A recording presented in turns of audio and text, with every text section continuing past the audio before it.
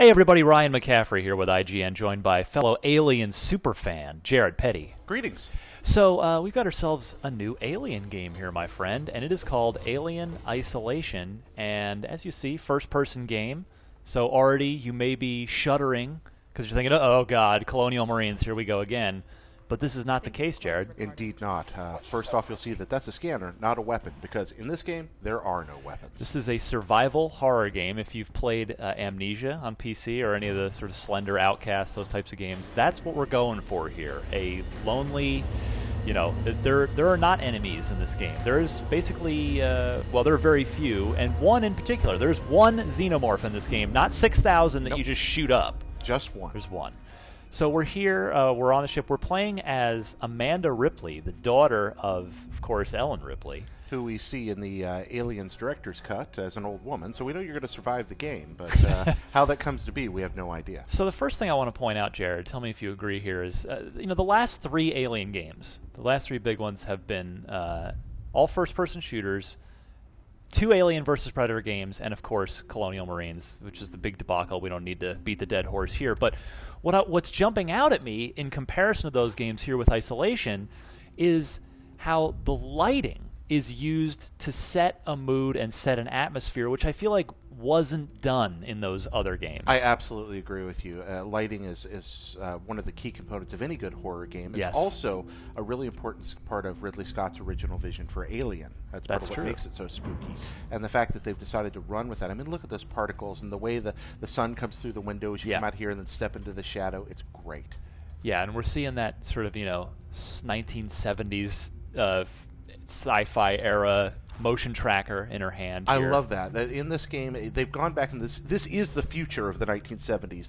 They ignore the world we live in. There are no flat screens. That's a CRT she's holding there. This is the future as the people envisioned it when they made this movie. It's lived in. It's dirty. It's dank. It's dark. It's very real. This room that we're walking into here was a place that human beings were living only a few hours ago. Now it's vacant and empty, and it's just something really chilling about that. Yeah, and speaking of which, so let's stay quiet for a minute here as she starts to explore the next room and is looking around, seeing if there's a xenomorph, and let's let you soak in a little bit of the atmosphere.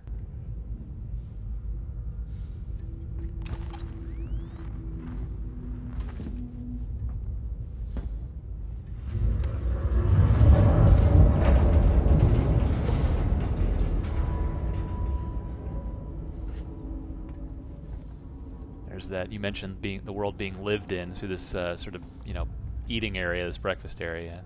Oh, there we go.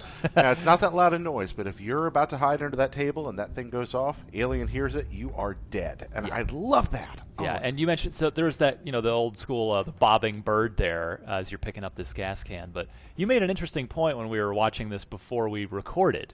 About that little bobbing bird. Well, if you listen to the rhythm, the cadence, it's almost like it's going to sync up with your heartbeat or with heavy breathing when you're frightened. It's going to boom, boom, boom, boom, or which is the same thing your scanner does and did in the movies. That boom, boom. Everything's designed to bring you into the atmospheric tension. I think it's a wonderful sign about the potential of this game. And as we skip slightly ahead here to the next clip, things are starting to get a little worse and a little more terrifying.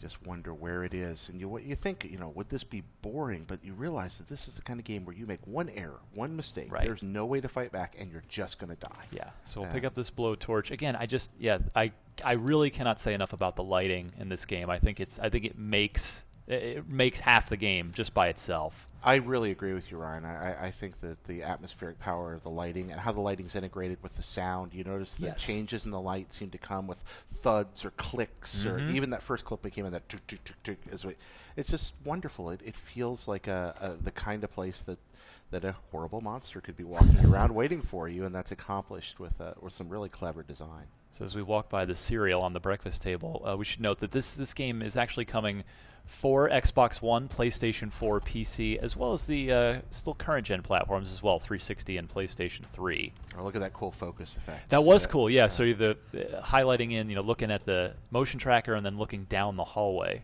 I mean, we're a couple of minutes into this now. We haven't seen a single alien, just a shadow going by, but the threat of it's there. It's the presence of something that you know is just out of sight. And that's the whole game. You know, is you're only going to see one alien, one xenomorph. And by the time you see him, you're in trouble.